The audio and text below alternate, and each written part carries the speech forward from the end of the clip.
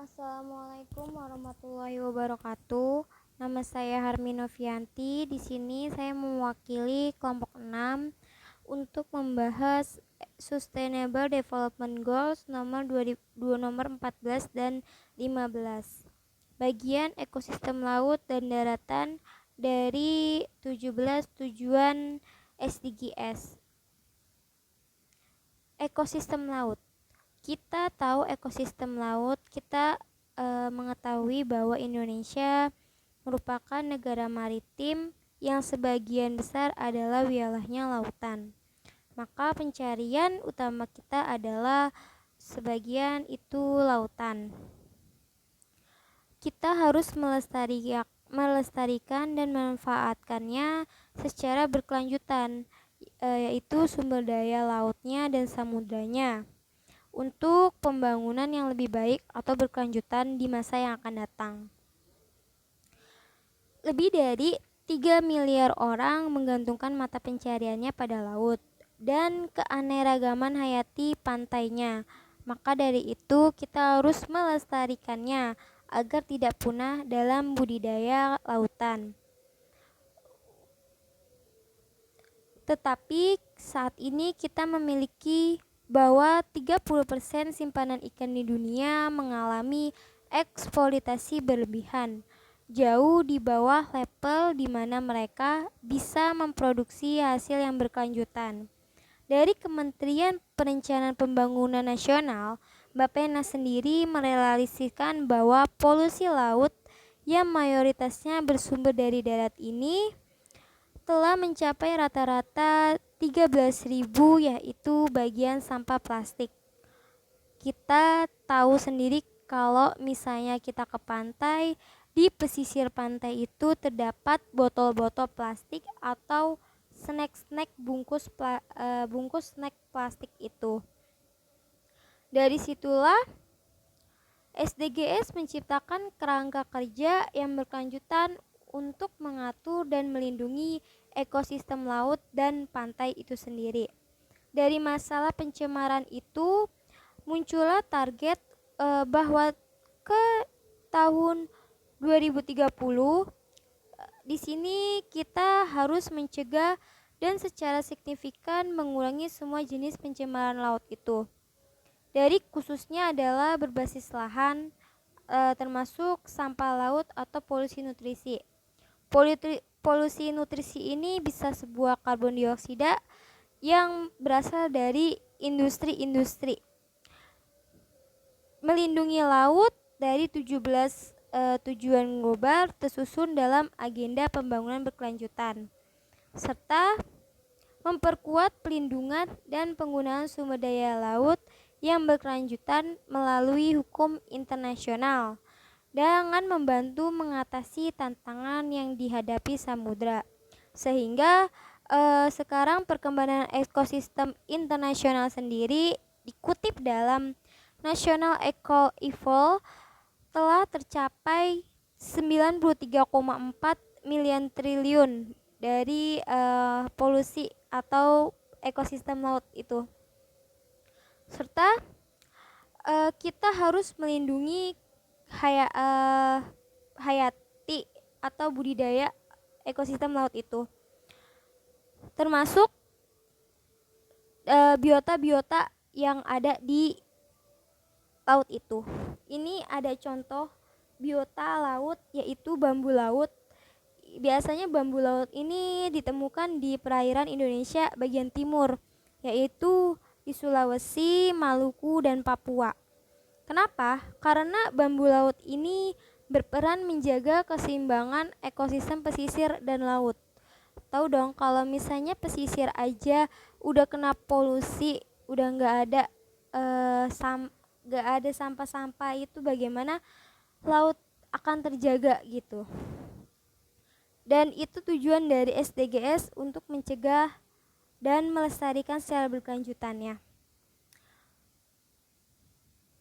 Lalu itu dari masalah-masalahnya.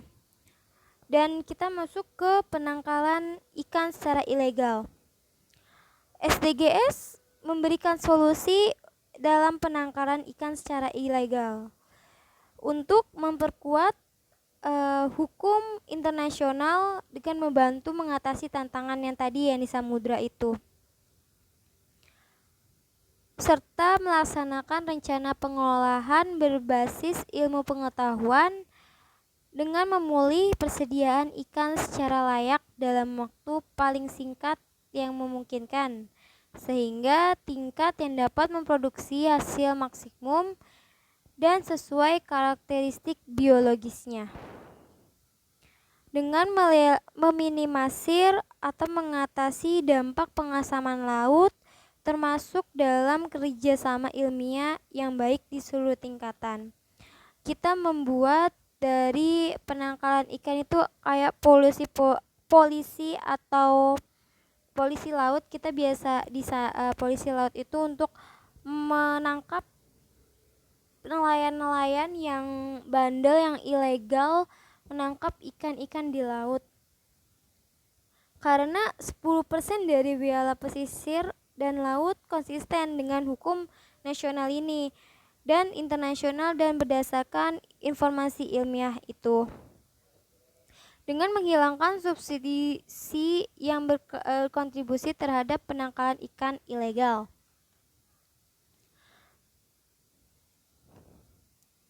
Kita harus menjaga kelautan baik dari ikan maupun biota-biota laut di dalamnya. Nah, yang kedua adalah melarang jenis subsidi baru, yaitu subsidi baru kalau kita tahuin misalnya kayak industri-industri yang membuang limbahnya ke daerah laut atau perairan Indonesia itu kan itu membuat pencemaran laut itu sendiri. Bahwa perlakuan khusus dan berbeda yang tepat dan efektif untuk negara berkembang dan negara kurang berkembang harus menjadi bagian integral dari negosiasi subsidi perikanan di The World Trade Organization. Nah, di World Trade Organization ini adalah sebuah organisasi yang menaungi pada ekosistem kelautan gitu. Terus juga selain dari sistem kelautan itu sendiri, kita juga di tahun 2030 akan melakukan sebuah peningkatan manfaat ekonomi bagi negara berkembang, yaitu khususnya kepulauan kecil dan negara yang kurang berkembang melalui program pengolahan perikanan, budidaya air, dan pariwisata yang berkelanjutan.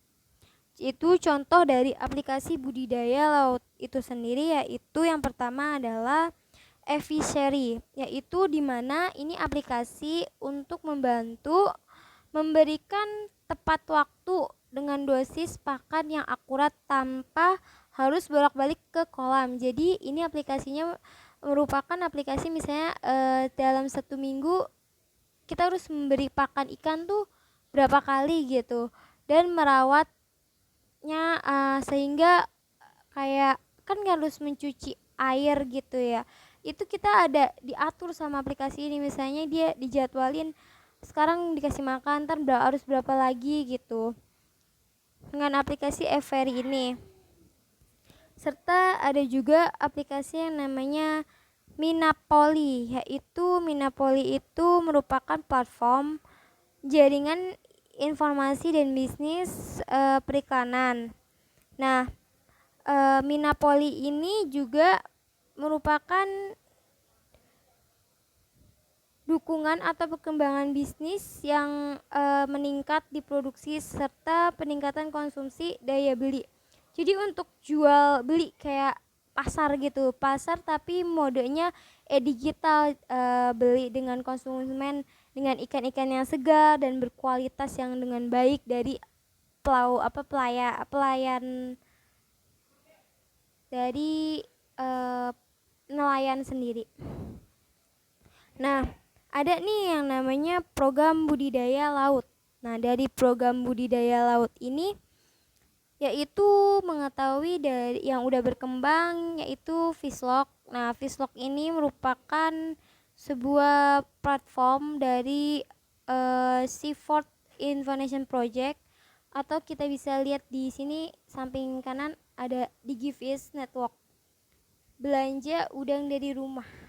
Nah, itu kita jadi kayak bisa belanja ikan-ikan yang segar, ikan-ikan laut dari platform ini, karena dia udah bekerja sama. Yang tadi itu ada Eversary, Minapoli juga. Nah, terus ada nih nelayan nelayan Indonesia gitu. Jadi dia udah bekerja sama juga gitu. Selanjutnya solusi yang membuat target dari SDG sendiri itu adalah laut terus sama masa depan Indonesia. Bagaimana sih kita sebagai bangsa maritim, bangsa Indonesia yang bergantungan dengan pengolahan laut itu bisa lebih memberikan dampak lestarian, memanfaat yang berkelanjutan dengan baik. Nah, di sini ada 3 prinsip pembangunan kelautan. Yang pertama adalah kedaulatan, yang berkedaulat di laut untuk mencegah pencurian ikan, yaitu yang tadi yang penangkaran ikan yang membuat memberikan kayak polisi laut gitu untuk menangkap perahu-perahu yang suka ilegal, menangkap ikan ilegal. Dengan berkelanjutan, yaitu mengkonsentrasi untuk menjaga produktivitas. Nah, yang menjaga produktivitas ini kayak seperti yang tadi di aplikasi Eversary itu untuk melihat bagaimana makan ikannya itu. Dan juga ada kesejahteraannya, meningkatkan indikator ekonomi perikanan dan membentuk pulau mandiri. Target yang udah tercapai dari tahun 2015 hingga 2019 yaitu adalah produksi, ekspor, dan konsumsinya.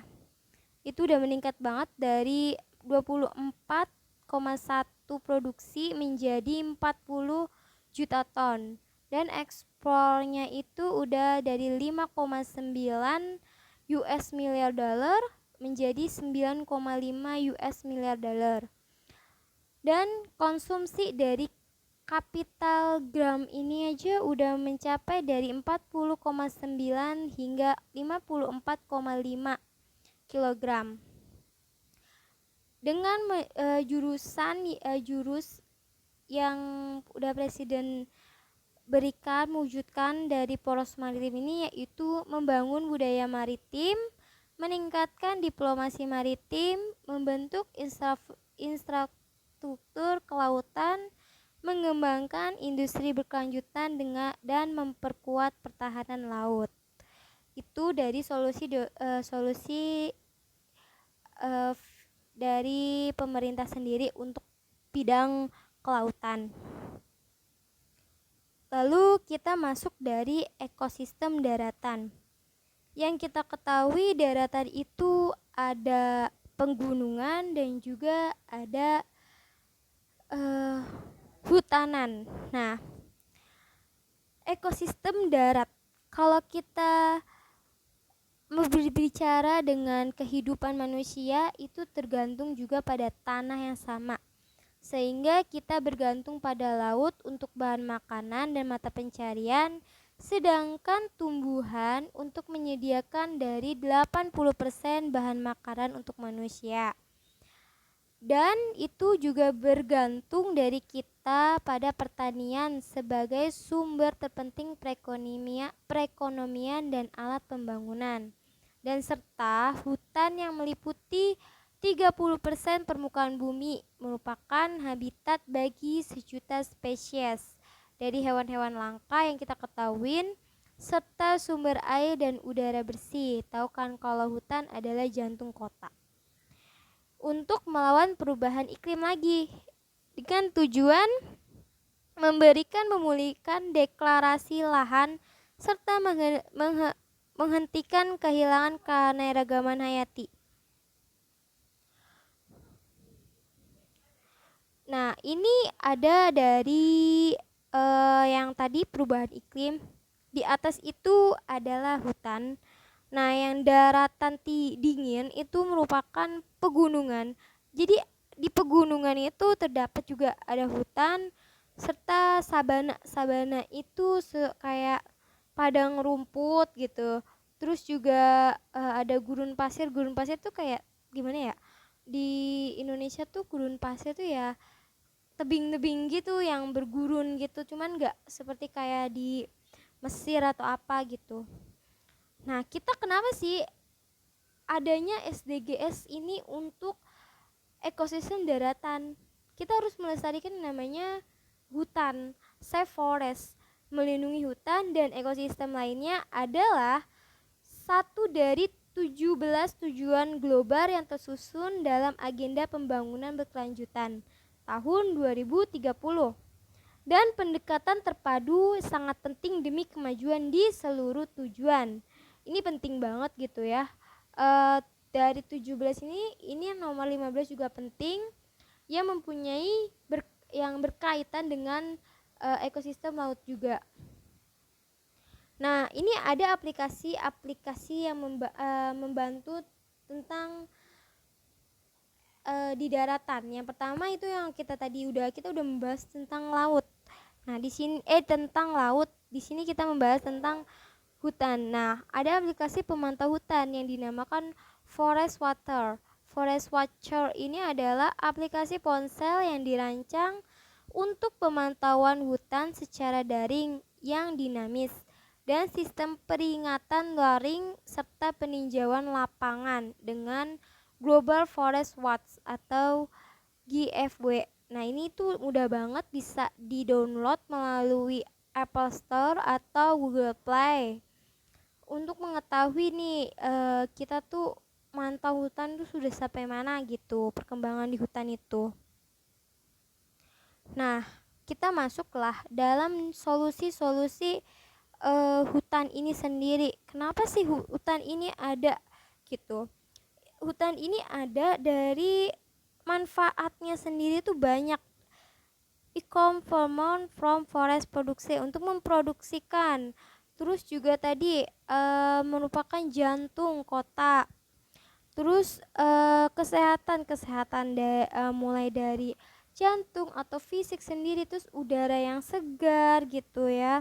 Serta makanan dan tadi juga udah bahas tentang air, itu sumber air untuk manusia gitu. Terus juga merupakan habitat dari spesies-spesies langka yang ada di Indonesia gitu. Dia tinggalnya di hutan. Dari situ untuk hutan sendiri. Sedangkan hutan di Indonesia itu ada hutan tropis. Hutan tropis adalah hutan terbesar ketiga di Indonesia. Sedangkan di Indonesia itu memasuki hutan ketiga setelah Brazil dan Kongo, yaitu dia terdapat 10% luas hutan tropis dunia, 10% spesies tumbuhan, 17% spesies burung, 12% spesies mamalia, dan 10% spesies reptil dan amfibi. Dengan memiliki 25 spesies tumbuhan, 2000 spesies anggrek yang tumbuh di Kalimantan. Itu yang membuat atau permasalahan sendiri dari SDGs itu kita memiliki banyak banget spesies dari tumbuhan sendiri itu aja udah banyak. Nah, kita juga memiliki 1,5 air tawar dunia ditemukan di hutan tropis, termasuk Indonesia, untuk mengatur pemasukan air tawar dan air minum serta oksigen. Banyak, kita kan berbatasan dengan Singapura gitu ya.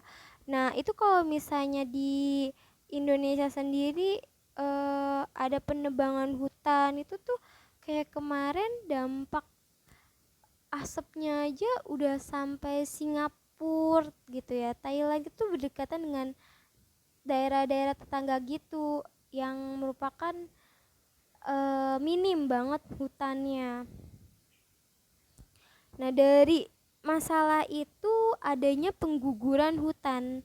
Kenapa sih terjadi pengguguran hutan? Yaitu tadi itulah banyak banget penebangan hutan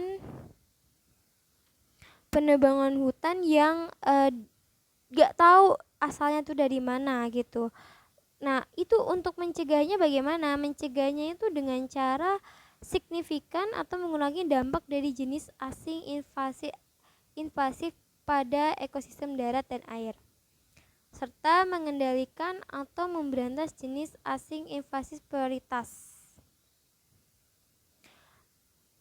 Sejalan dengan kewajiban berdasarkan perjanjian internasional, di tahun 2020 meningkatlah pelaksanaan pengolahan semua jenis hutan secara berkelanjutan untuk menghentikan deforestasi, yaitu deforestasi adalah kegiatan penebangan hutan atau penegakan pohon sehingga lahannya dapat dialih gunakan untuk penggunaan pertanian atau kawasan industri seperti perkotaan. Dengan meningkatkan secara signifikan forestasi dan reforestasi secara global. Kalau kalian tahu reforestasi itu adalah reboisasi. Nah, ini solusinya dari pengguguran hutan itu. Platform sendiri dari Konservasi Hutan dan Lingkungan, saya mengetahui dari website Lindungi Hutan. Ini platform tentang penggalangan dana untuk mengonservasi hutan dan lingkungan. Bagaimana kita tentang pemanasan global, reboisasi, banjir, emisi karbon itu dibuat secara penanaman dan lingkungan dengan mudah dan aman gitu. Di situ mengumpulkan bagi-bagian orang dana gitu, terus dana itu untuk menumbuhkan 1000 pohon, menanam 1000 pohon gitu. Nah, yang kedua dari permasalahan itu ya adalah habitat kan. Nah, habitat dari spesies langka khususnya di Indonesia sendiri aja banyak banget spesies-spesies langka. Say no to wildlife strike, melakukan tindakan cepat dan signifikan untuk mengurangi degradasi habitat alami, menghentikan kehilangan keanekaragaman hayati, serta melindungi dan mencegah lenyapnya spesies terancam terpunah.